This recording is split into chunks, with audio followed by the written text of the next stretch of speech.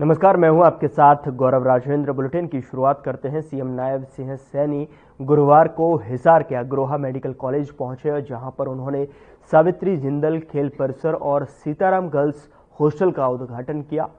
और आपको बता दें कि सीएम ने घोषणा करते हुए कहा कि अब इमरजेंसी होने पर डॉक्टर को घर से अस्पताल बुलाने के लिए हरियाणा सरकार वाहन मुहैया करवाएगी। तो साथ ही अग्रोहा मेडिकल कॉलेज में कैंसर अस्पताल की मांग को मानते हुए उन्होंने कहा कि कॉलेज की ओर से कागजात पूरे करते ही इसकी मंजूरी दे दी जाएगी। उन्होंने कहा कि अन्य मांगों पर भी विचार किया जाएगा। साथ ही सीएम सैनी ने मेडिकल कॉलेज को 31 लाख रुपए ग्रांट देने की भी घोषणा की।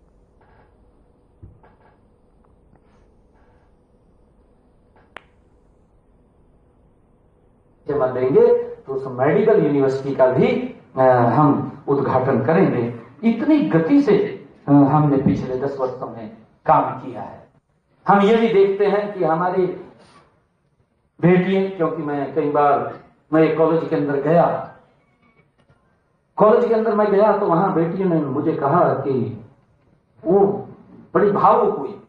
ग्रामीण क्षेत्र के अंदर कॉलेज खुले, बेटियों को पढ़ने के लिए नहीं, क्योंकि दिक्कत होती थी, बाहर नहीं भेज सकते थे। अगर कॉलेज दूर होता था, बेटी की पढ़ने की इच्छा होती थी कि मैंने पढ़ना है, परंतु माँ बाप उस मजबूरी के आगे उसको नहीं भेज पाता था। कहीं तो भेज देते थे, परंतु कहीं नहीं भेज पाते थे। भेजते हमारा जो कल्चर था ग्रामीण क्षेत्र का, इस प्रकार का कल्चर था।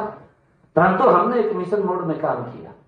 मनोहर लाल जी ने कहा कि पूरे हरियाणा का रोड मैप बनाइए, और रोड मैप बना करके हर 20 किलोमीटर के ऊपर हमारी बेटियों को कॉलेज मिलना चाहिए।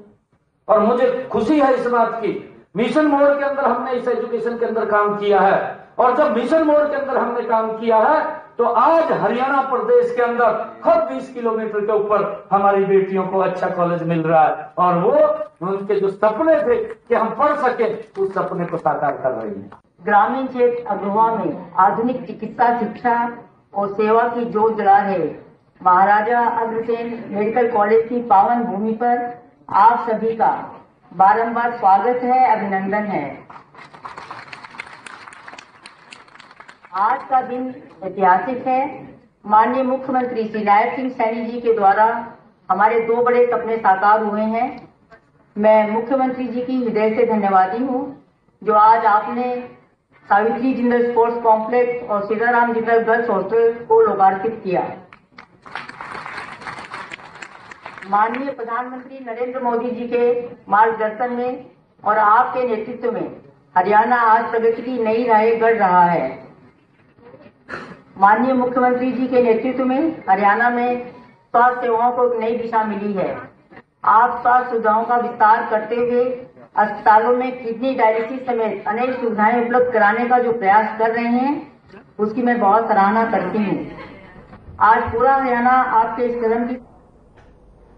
हरियाणा श्रम विभाग की बैठक आयोजित हुई। कैबिनेट मंत्री अनिल विज ने बैठक की अध्यक्षता की और बैठक के बाद अनिल विज ने जानकारी देते हुए बताया कि सभी बिंदुओं पर विस्तार से चर्चा हुई है। लेबर कानून को सख्ताई से लागू करने को कहा गया है।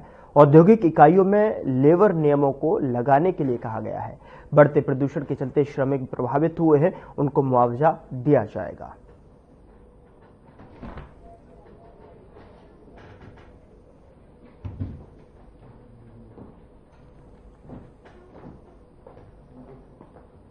पर चर्चा हुई है और सभी जो लेबर लॉज हैं उनको सख्ती से पालन कराने के लिए मैंने कहा है।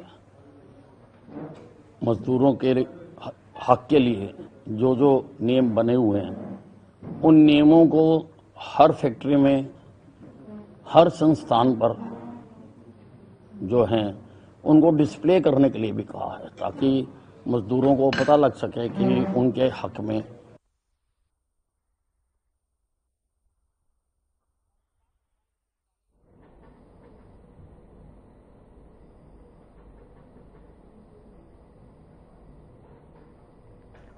उधर फरीदाबाद में तेज रफ्तार पिकअप की टक्कर से बग्गी चालक घायल हुआ है। 2 घोड़ियों की मौके पर ही मौत हुई है। दरअसल मामला फरीदाबाद के दिल्ली बड़ौदा हाईवे का है। जहां पर देर रात शादी के कार्यक्रम से अपनी बग्गी को वापस लेकर लौट रहे युवक को बग्गी सहित पिकअप चालक ने सामने से टक्कर मार दी, जिसके चलते बाजी जो है चालक सहित जो है 2 लोग गंभीर रूप से घायल हो गए, तो वहीं बग्गी में जुड़ी हुई 2 घोड़ियों की मौके पर मौत हो गई। सूचना के बाद मौके पर पहुंचे पुलिस ने एक्सीडेंट करने वाली पिकअप सहित पिकअप चालक को भी काबू किया। आगामी कार्रवाई में पुलिस जुटी हुई है।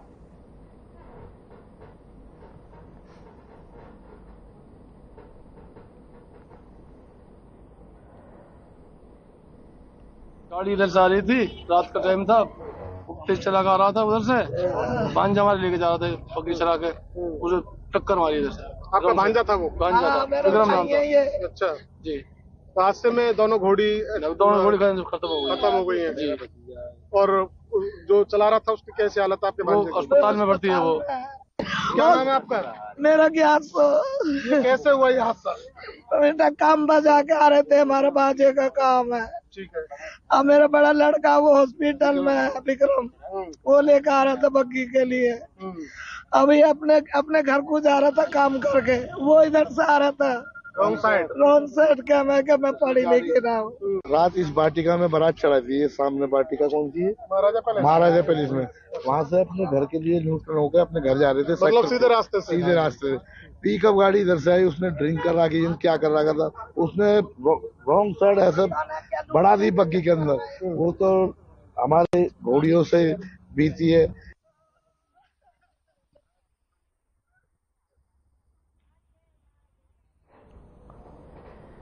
उधर कैथल में एक बड़ी घटना हुई है, जहां सीआईडी इंस्पेक्टर के बेटे का 17,000 रुपए का चालान काटा गया है।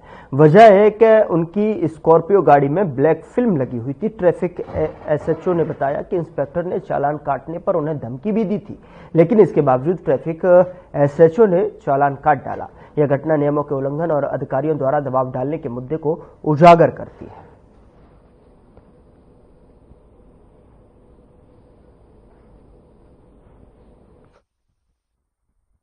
स्कॉर्पियो गाड़ी है ब्लैक कलर, HR08AC 2222। ये लड़का यहाँ रोक गया गाड़ी, देख के भी से ब्लैक शीशे थे। इसने रोक ली मेरे कहने से गाड़ी, तो तभी इसने अपने फादर साहब पे फोन किया। इनके फादर साहब आगे, इनका साथी घर है, उनके फादर साहब ने आगे बोला भी आप तो चलान करके दिखा, तेरे में मत है तो, वरना मैं तभी चलो इसकी ब्लैक फिल्म उतार देंगे। लड़के को नहीं पता होगा तो फिर इसलिए चलान करना पड़ा। यहाँ के मेरे को धमका के फिर अब अंदर गए हैं। गुरदयाल उनका नाम है। कोई अधिकारी है क्या? DICID कैथल। चलो ठीक है, काले शीशे तो उसका चलान करा इन्होंने। ये रहा चलान 10,000 रुपए का, dark tint, disobey of traffic signal. मेरे को सिग्नल तो दिखा दो कौन सा है। अच्छा, किस चीज का चलान किया गया आपका? काले शीशों का करा है, करो ठीक है। ये यहाँ कार रोकी है मेरी, यहाँ कौन सा सिग्नल है? इधर आया मैं तो यहाँ गली में जाना, यहाँ कौन सा सिग्नल है? सिग्नल का चलान तो बताओ ना। नहीं, आपने इनकी तो सुन ली, कह रहे हैं कि वो कह रहे हैं तेरे में हिम्मत है। उन्होंने ये कहा कि कोई ना, हम उतरवा देंगे। ये कहते ना जी मैं तो करूंगा, तो कोई ना भाई चलान कर ले। वो कह के चले गए। यहाँ हो तो वो बताओ। लेकिन ये तो हाँ जी है, लेकिन उस नहीं कोई धमकी नहीं दी। यहाँ और भी खड़े हैं, किसी ने सुनी धमकी? आपने सिर्फ इनको ही कान में देके गए हैं धमकी। वो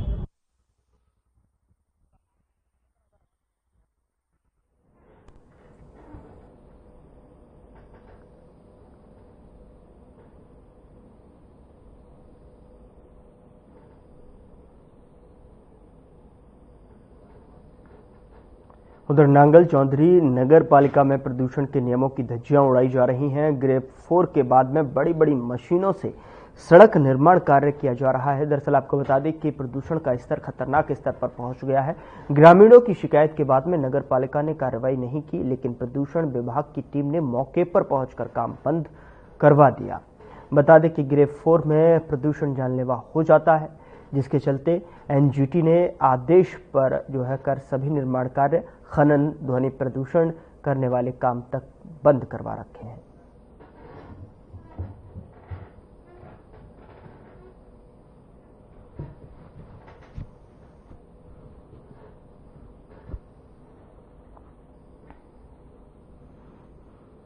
देखिए सर, जब से सरकार के द्वारा ग्रेड 4 लगाया गया था, तब से ही हमने सारे कंस्ट्रक्शन काम बंद करवा दिए थे। ऐसा कोई काम मेरी नॉलेज में नहीं था। और पिछले 3 दिन से मैं ट्रेनिंग में था। जैसे ही मेरे को मीडिया के माध्यम से पता चला था कि कोई कस्टनिंग चली हुई थी, तुरंत मैंने कॉल करके अपने टेक्निकल ब्रांच को उसको रुकवाने के लिए भेज दिया था।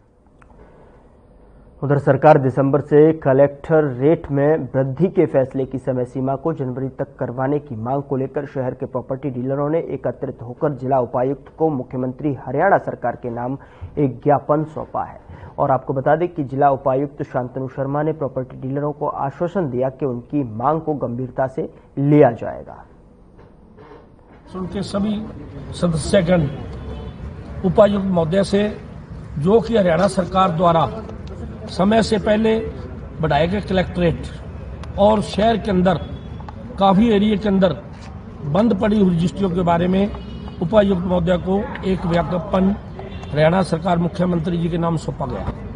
उपायुक्त महोदय ने आश्वासन दिया कि ऊपर बात भी चल रही है और मैं दोबारा कोशिश करता हूं भी जो कलेक्ट्रेट हैं भी 1 अप्रैल से ही हमेशा लागू होते हैं और 1 अप्रैल से ही लागू किए जाए। इसके अंदर आम समस्या, सबसे बड़ी समस्या क्या है कि जिन लोगों ने आज रजिस्ट्रियां लिखवा रखी हैं, अस्टाम ड्यूटी लगा रखी है और अस्टाम कटवा रखे हैं, इस हरियाणा सरकार के स्टाम्प ड्यूटी के अंदर कोई भी प्रावधान नहीं है भी तीसरा स्टाम्प उनके साथ लगाया जाए।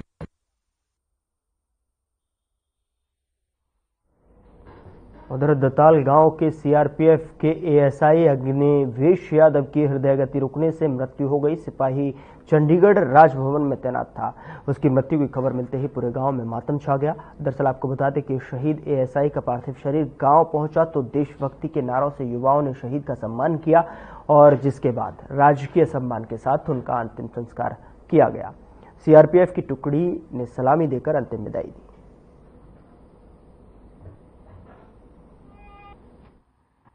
इनका व्यवहार और इनकी जो शारीरिक दक्षता बहुत ही उच्च दर्जे की थी। अग्निवेश साहब बहुत ही फिट और फिजिकली फिट, मेंटली फिट एक हमारे बल के सदस्य थे। जम्मू कश्मीर चुनाव ड्यूटी में भी इन्होंने अपना अहम भूमिका निभाया था। अभी हाल फिलहाल में सितंबर-अक्टूबर में जम्मू कश्मीर की ड्यूटी को पूर्ण करने के बाद आए हैं। वहाँ पे इन्होंने बहुत ही उच्च दर्जे की ड्यूटी का निर्वहन किया। बहुत फील होता है हमारा जब एक साथी जाता है। हमें तो मतलब क्योंकि हमारा साथी हमारे साथ रहता है, ये फीलिंग आती नहीं थी कि साथी हमारे बीच में नहीं है। मतलब अभी तक भी हमें ये नहीं लग रहा कि हमारा अग्निवेश साहब हमारे बीच में नहीं है और यहाँ से चला गया है, क्योंकि वो ज़्यादा इनकी जवानों की रहती हैं हमारे साथ बिताए हुए पल होते हैं जो कभी हमें फील नहीं होने देते कि मेरा जवान चला गया है।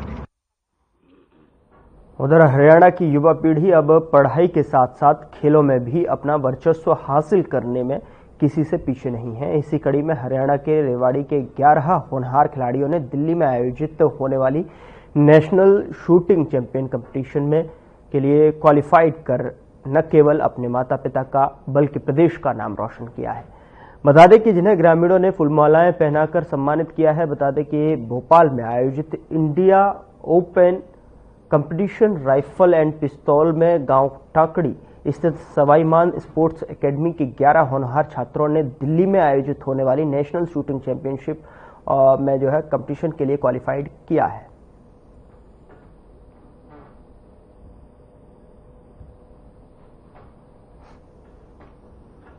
Mission Olympic S them young में मैं कोच था और मेरी एक तमन्ना थी कि मेरे क्षेत्र में भी बच्चे अच्छा करें। इसी के लिए मैंने यहाँ पे सवाईमान स्पोर्ट्स एकेडमी के नाम से एक एकेडमी खोली, जिसमें ग्रामीण क्षेत्र से बच्चे बहुत अच्छे मिल रहे हैं। और आज 2022 में ये कार्रवाई शुरू की थी, जिसमें 2 बच्चे गए थे पहली साल में। मैं उनको यही कहूंगी कि वो खूब मेहनत करे और अपने गांव का, अपने माँ बाप का नाम रोशन करे। मुझे इन पर बहुत गर्व है। ये टाकणी गांव का इतना नाम रोशन कर रहे हैं, इस एकेडमी का नाम रोशन कर रहे हैं। मैं भगवान से यही प्रार्थना करूंगी। अभी मैंने प्री नेशनल क्वालिफाई किया था, तब आगे उसके लिए अब नेशनल के लिए जाना। कहाँ गए थे? हम दिल्ली खेलने गए थे तुगलकाबाद में।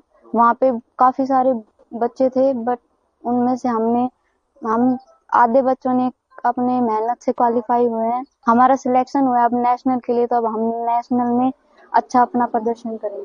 अभी हम भोपाल खेलने गए थे ओपन इंडियन शूटिंग चैंपियनशिप, जिसमें हम 12 लड़के गए थे, 11 लड़के गए थे, 1 लड़की गई थी, जिसमें से हम वहाँ पे नेशनल के लिए क्वालिफाई हुए हैं। और अब हमारा गेम आगे नेशनल के लिए दिल्ली, तो हम अब वहाँ पे जाएंगे।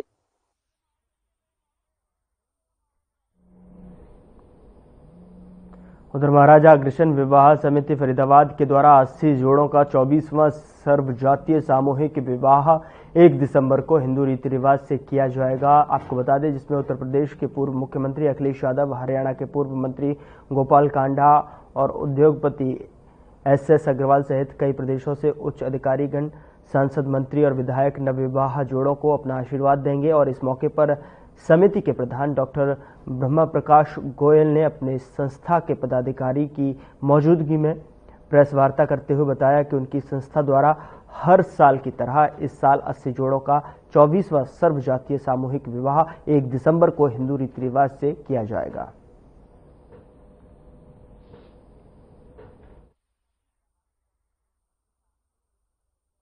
जैसा 24 साल से चलता आ रहा है उसी तरीके से हम उसमें कोई बदलाव नहीं करना चाहते, क्योंकि हमारा सारा वही पुराना तरीका है। पहले हमारा 1-1.5 महीने पहले परिचय सम्मेलन हुआ था, जिसमें लगभग 109-10 जोड़े तय हुए। उनमें से कुछ जोड़े अपने घर से शादियां करते हैं, कुछ रिश्ते टूट भी जाते हैं, कुछ रिश्ते नए भी बनते हैं। तो लगभग 80 जोड़ों ने हमारे साथ यहाँ पर सहमति जताई है सामूहिक विवाह में शामिल होने की।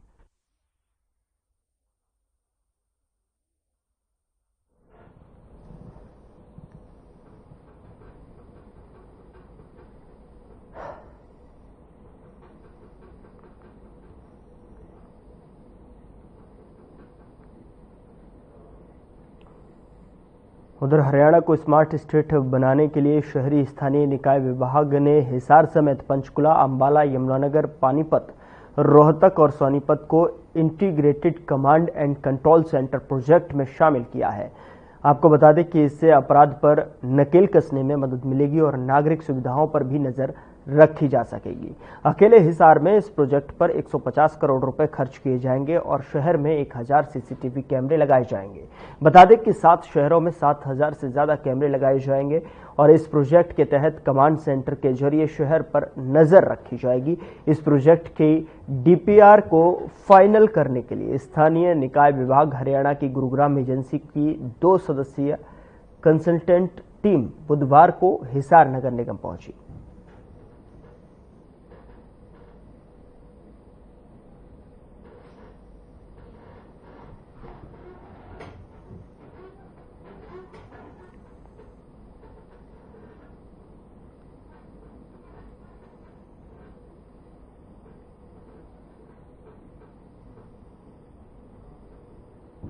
उधर हरियाणा में कड़ाके की ठंड ने दस्तक दे दी है। उत्तर पश्चिमी हवाओं ने बढ़ा दी है ठिठुरन और 24 घंटे में रात के न्यूनतम तापमान में 0.7 डिग्री की गिरावट दर्ज की गई है। हिसार में सबसे कम न्यूनतम तापमान यहां पर रहा है और यहां पर 8.0 डिग्री सेल्सियस रिकॉर्ड किया गया है। वहीं हवाओं के चलने से लोगों को जो प्रदूषण से भी राहत मिली है। आपको बता दें कि कृषि विश्वविद्यालय के कृषि मौसम विज्ञान विभाग के विभागाध्यक्ष डॉक्टर मदन खीचड़ ने बताया कि 2 दिसंबर तक मौसम शुष्क रहने की संभावना है। 30 नवंबर तक रात के तापमान में मामूली गिरावट और हल्का कोहरा और स्मॉग रहने की संभावना है। मौसम विभाग ने कई जिलों में कोहरे का अलर्ट जारी कर दिया है और इनमें अंबाला, कुरुक्षेत्र, कैथल, करनाल, पानीपत, सोनीपत और जींद के साथ साथ महेंद्रगढ़, सिरसा, हिसार, रोहतक, भिवानी, चरखी दादरी, झज्जर, रेवाड़ी, गुरुग्राम और फरीदाबाद शामिल हैं।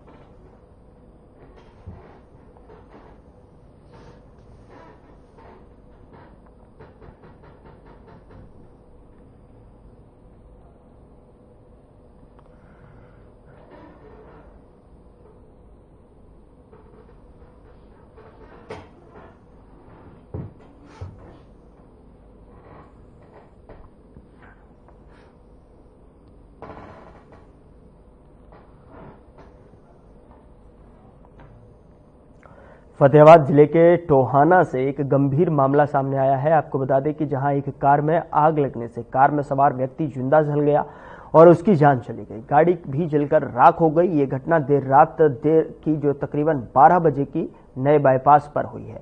सूचना मिलते ही पुलिस ने फायर ब्रिगेड की टीम भेजी, जिससे आग को बुझाया गया। इस घटना में जिस व्यक्ति की जान चली गई, आसपास काम कर रहे किसानों ने बताया कि एकदम से गाड़ी में आग लगते ही और उसमें धमाका होते हुए उन्होंने सुना। जिसको देखकर वह चौंक गए। वह तुरंत मौके पर पहुंचे और डायल 112 और फायर ब्रिगेड को सूचना दी गई। उन्होंने लगा था कि अंदर शायद कोई नहीं है, इसलिए उन्होंने आसपास झाड़ियां में व्यक्ति को ढूंढना चाहा। उन्हें लगा कि कहीं व्यक्ति बाहर निकल गया होगा, लेकिन जब फायर ब्रिगेड की टीम ने पहुंचकर आग को बुझाया तब पता चला कि कार के अंदर चालक जिंदा जल चुका था। इस कार का नंबर HR 23 के 4697 नंबर बताया जा रहा है। साथ ही आपको बता दें कि पुलिस ने जांच में पता लगाया कि कार टोहाना निवासी विजय गोयल की है और इस कार में सवार व्यक्ति हैदरवाला निवासी वेद प्रकाश था और वह उनकी कार का ड्राइवर था। मृतक टोहाना से अपने गांव वापस जा रहा था। कार में आग कैसे लगी, अभी तक कारणों का पता नहीं चल पाया है। ये जी रात इसमें हम 2 रुपये पानी लगाओ तो कमरे में अंदर धमाका होया बहुत जोर का। जब हम निकल के बाहर देखे भी क्या बात होगी, जब इसमें ब्लास्ट हुआ नहीं, जब हम बाहर आए हाँ इसमें आग लग रही थी बहुत भयंकर कार में। उसमें पता लगा कार है कि आग लग रही है खूब।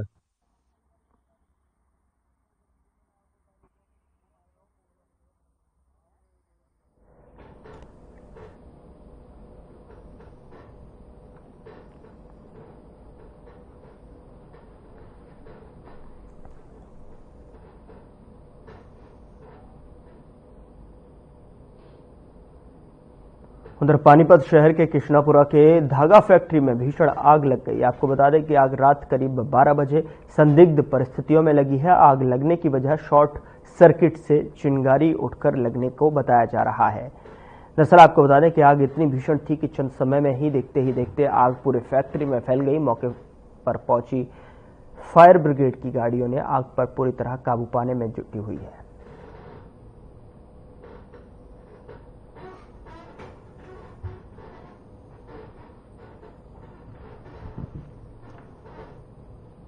उधर कैथल की एक कॉलोनी में नाबालिग लड़की की शादी हो रही थी, जिसकी जानकारी पुलिस को दी गई। पुलिस मौके पर पहुंची और पुलिस ने शादी रुकवाई। बारात से पहले पहुंची पुलिस को देखकर सहमे घर वाले नहीं दिखा सके उम्र के सही दस्तावेज, तो वहीं जब लड़की की मां से लड़की के उम्र के बारे में सही दस्तावेज मांगे गए तो आधार कार्ड दिखाया गया, जिसके अनुसार लड़की की उम्र 14 साल बनती थी।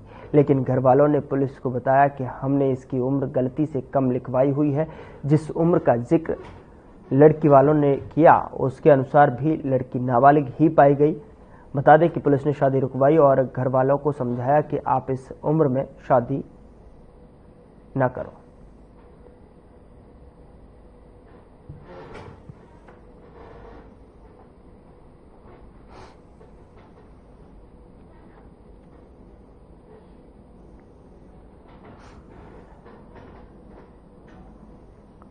फिलहाल बुलेटिन में इतना ही। नमस्कार।